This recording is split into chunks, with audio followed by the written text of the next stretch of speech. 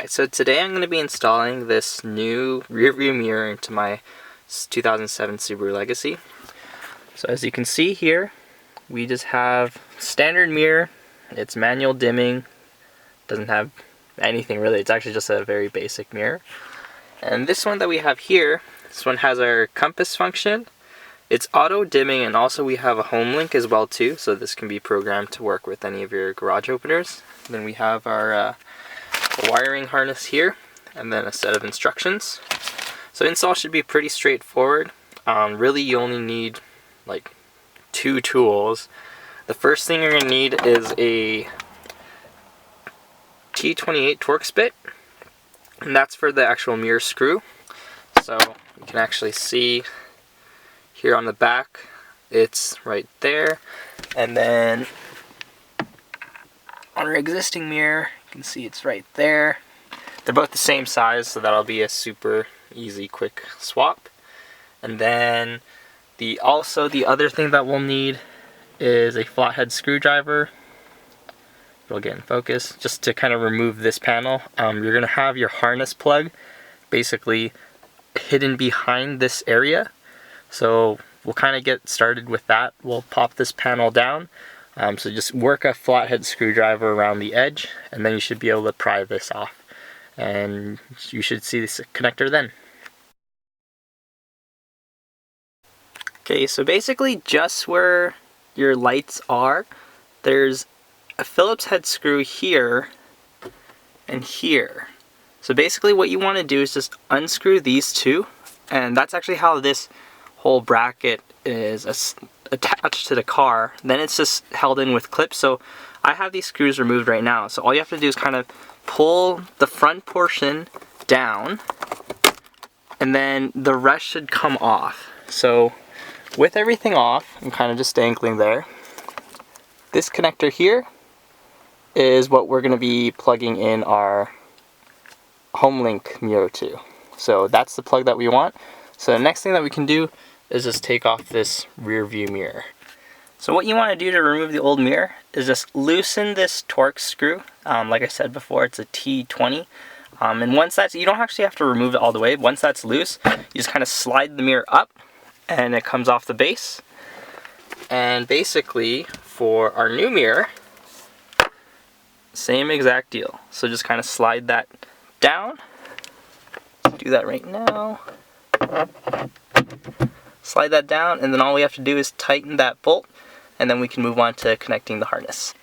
So actually, before we throw this mirror on, just to make our lives a little bit easier, since it's a little tight with the actual mirror attached, we're going to take our new harness. This is the black portion, and there's a white connector. So you take the black connector and you plug it in to the actual mirror itself. And then we have this trim piece, which actually goes along from the mirror to the top of the windshield, just to cover up the wires. I'm pretty sure that's what this is for. So now we can go ahead, since this is attached, we'll go ahead and reattach this new mirror onto the windshield. Basically the reverse, that's taking off the old one. We'll take this portion, slide it down from the top, and then just tighten up that Torx bolt, and then we can route the wiring. So now that we have the mirror attached, all we have to do is run this white connector kind of to its actual place on the harness right here. So we'll just plug that in, and then we'll kind of tidy things up. So actually I lied. I have this connected right now just to show you guys what not to do.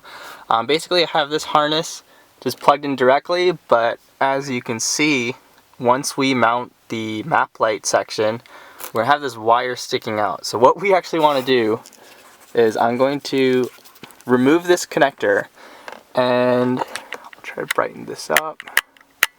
So you see here, there's a little kind of almost like a pop clip. If you kind of pull that down, now you have this middle portion of the headliner loose. So what we want to do is actually feed this wire through the headliner and then connect it. That way we can have a cleaner install, and then we'll use that little kind of plastic trim piece to cover up the wire. So I'm just going to go ahead and do that now. So to cleanly route this wire, what we want to do is run this basically to where the top of this mount is. as you can see here with this trim piece, we have 2 prongs on this end. That's actually going to go into the 2 slots at the top of the mirror mounting. So what we want to do is just route that wire just along this portion of the windshield, and then we can pop this trim piece in, and then we'll hide the wire.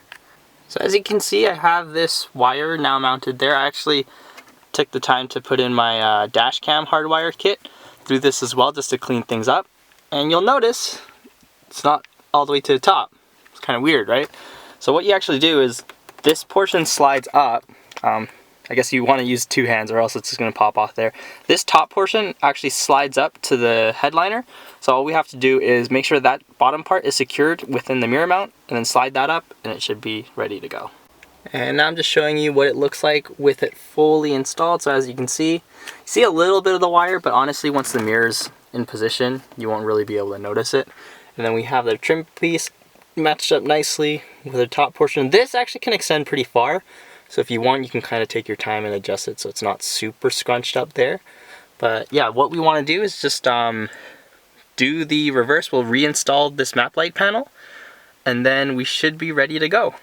Alright, so here we have our new basically mirror installed. As you can see, everything's powering up. We have our, get in focus there, compass readout there. It's all powered, so we'll have to kind of test the actual auto dimming function later tonight when I'm driving. But we have here, so this is the instruction manual to kind of calibrate the actual compass and stuff. So if you are installing this brand new, it's actually going to need to be calibrated. And the interesting thing is, to calibrate it, all you have to do is basically drive in a circle at 5 miles an hour or less until your display actually reads a function. And then you see here it has a map, and it's been divided into each zone. So I bought this from a guy in the States, so it shows a map of the US. I'm not 100% sure if you buy this from Subaru Canada that it's going to show you a map of Canada, but you can kind of just roughly tell. I'm in Alberta, which is north of Montana here, so I'm going to be likely zone 5. So what you want to do is, we go back and focus on this again. Okay, so what you want to do to basically reassign your zone is this very rightmost button is your compass button. So you just hold that down for 3 seconds according to the manual, and it says zone 8. What I want is zone 5, so you click this and it'll scroll through and basically just keep on going until you get to the right one. So zone 5, we're good. Now we just kind of wait for this and it'll switch back to the compass, so it's showing southeast. So I don't know if that actually did anything, but we'll drive around just to confirm that these directions are actually right. And there you have it. It's just a nice little modern touch. Actually, do a little side by side with the old mirror. So as you can see, the old mirror is not in focus. The old mirror is actually smaller than the new one. So we have basically the benefit of more glass space, but now we also have a compass, auto dimming feature, and homelink. So this is overall pretty quick and easy upgrade. I mean, if you really have your mind set on it, it'll probably take you less than 5 minutes to do everything.